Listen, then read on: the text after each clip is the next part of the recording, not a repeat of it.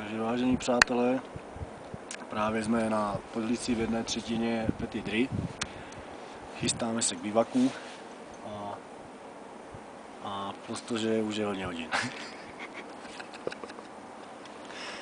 Tady vážení přátelé Dilfrův kout, ten nás čeká zítra.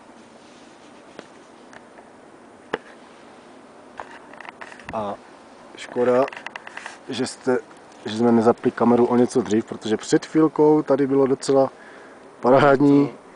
Mnohem zábavnější, je to škoda, protože kamenné krupobití.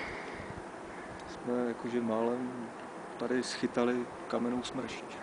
Vážení přátelé, dokonce jsme to i natočili, vážení přátelé, ale prostě jsme zmáčkli špatný cuplík. Protože jsme jakože úplně mimo.